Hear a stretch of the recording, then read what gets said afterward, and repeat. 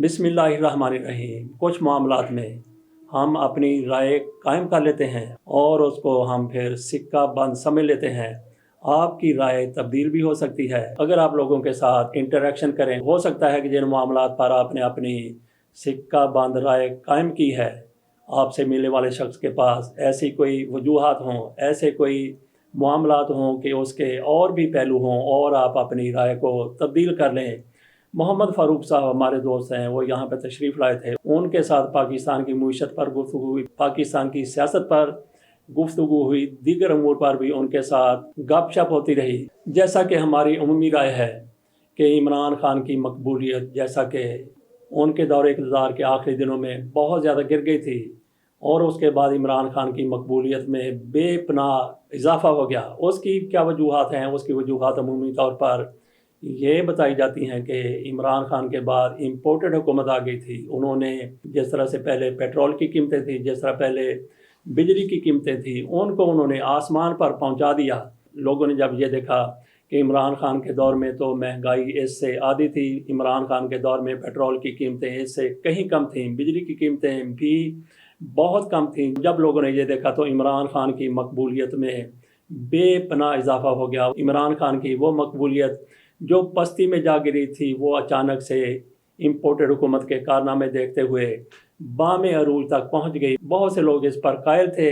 इमरान खान की मकबूलियत अगर पस्तियों की गहराई से औज सुरैया तक पहुंची है तो उसकी वजह इम्पोर्टेड हुकूमत की कारकर्दगी, कारनामे और जो उन्होंने कौम के साथ, अवाम के साथ, मुल्क के साथ कर दिया, वो वजह है।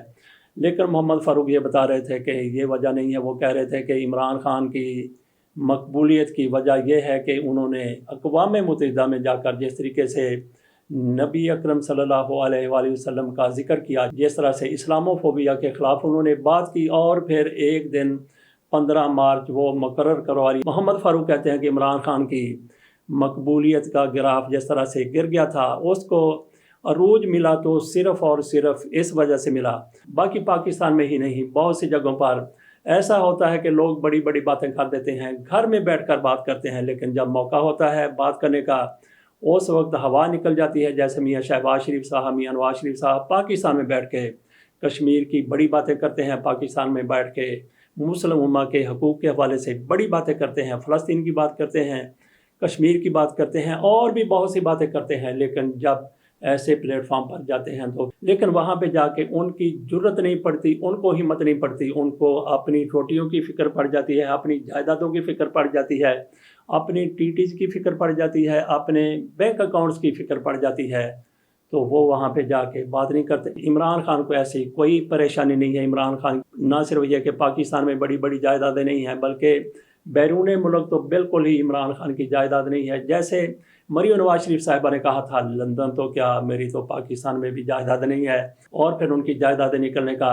ऐसा सिलसिला शुरू हुआ कि उन्होंने ख़ुद कहा कि मेरी जायदाद की मालियत 97 करोड़ रुपए है। ये तो उन्होंने अपने मुँह से कहा। अरबों खरबों की जायदादें हैं मरियम नवाज शरीफ साहिबा की।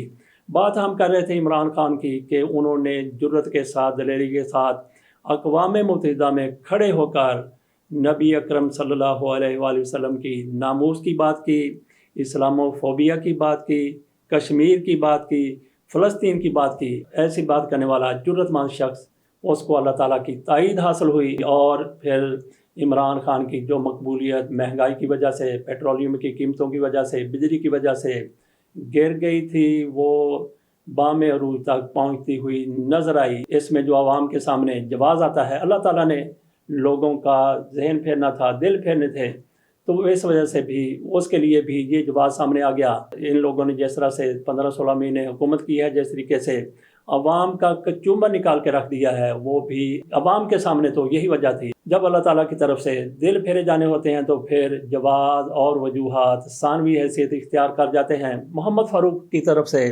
एक बात ये भी की गई कि उन्होंने कहीं से सुना कि जब रियासत की बात होती है तो फिर रियासत किसको कहते हैं? रियासत अवाम को कहते हैं और अवाम फिर अपने नुमाइंदे चुनते हैं, तो उनको नुमाइंदे हुकूमत बनाते हैं। हुकूमत बनाने के बाद नुमाइंदे मामलात को चलाने के लिए अदारे बनाते हैं। अदारे जब बन जाते हैं तो फिर वो मौका आ जाता है कि अदारे حکومت پر چڑھ دوڑتے ہیں اور حکومت عوام پر چڑھ دوڑتی ہے، ریاست پر چڑھ دوڑتی ہے۔ یہاں پہ پھر الٹ پھیر ہو جاتا ہے اور معاملات کو سیدھا دیکھنے کے لیے پھر الٹا لٹکنا پڑتا ہے۔ محمد فاروق صاحب یہ بھی کہہ رہے تھے کہ نیب میں استعفے جس طریقے سے لائن لگ گئی ہے، پہلے چیئرمین نیب کا استعفی آیا، اس کے بعد پھر ڈائریکٹر جنرل نیب اصغر حیدر کا استعفی آیا، ان کے بعد پھر کل ظاہر شاہ آفتاب سلطان کے استعفے کے بعد ایک طرح سے لائن لگی ہوئی نظر آ رہی ہے بڑے بڑے لوگوں کی نیب سے استعفوں کی۔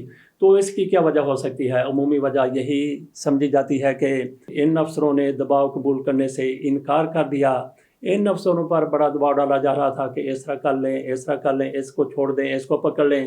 ان لوگوں کی طرف سے ایک حد تک تو کمپرومائز کیا گیا، اس کے بعد انہوں نے کمپرومائز کرنے سے گریز کیا یا انکار کر دیا، تو پھر انہوں نے یہ سمجھا کہ بہتر ہے کہ ہم چھوڑ کر چلے جائیں۔ میں تھوڑا سا اس حوالے سے بھی قائل ہوں کہ ان پر میں تھوڑا سا اس حوالے سے بھی قائل ہوں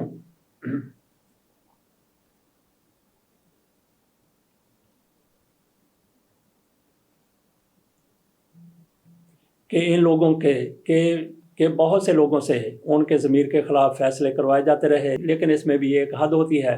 اس کی مثال اس طرح سے دی جا سکتی ہے کہ کسی کو کوئی تشدد کا حکم دیتا ہے، ذمہ داری دیتا ہے، وہ تشدد کرتا ہے، لیکن جب اس کو یہ کہا جاتا ہے کہ تم نے قتل بھی کرنا ہے، لیکن ایک حد تک وہ ظلم کرنے کے لیے تیار ہوتا ہے، تشدد کرنے پر آمادہ ہوتا ہے، لیکن اس سے آگے وہ جانے کے لیے تیار نہیں ہوتا، کسی صورت بھی تیار نہیں ہوتا۔ جیسے اسے قتل کے لیے کہہ دیا جائے، وہ قتل کرنے پر تیار نہیں ہوتا، یہاں پہ پھر وہ پسپائی اختیار کر لیتا ہے۔ میری یہی دلیل تھی کہ نیب کے ان افسروں کو جس طرح سے مجبور کیا جاتا تھا، ضمیر کے خلاف فیصلے کرتے رہے، لیکن ایک حد تک کرتے رہے، اس کے بعد ان کے ضمیر نے گوارا نہ کیا تو انہوں نے استعفیٰ دے کر گھروں کو جانے میں عافیت سمجھی۔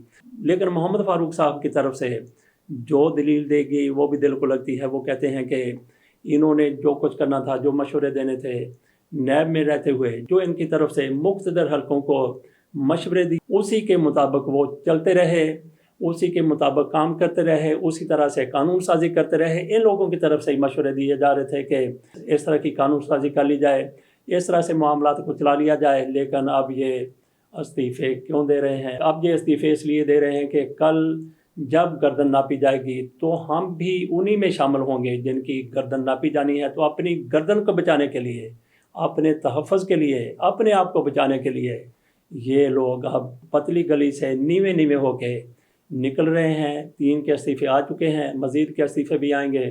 ویسے ناظرین، آپ کی کیا رائے ہے کہ نیب والے کیوں بھاگم بھاگ بڑے بڑے عہدوں پر جو براجمان تھے استعفے دیے جا رہے ہیں؟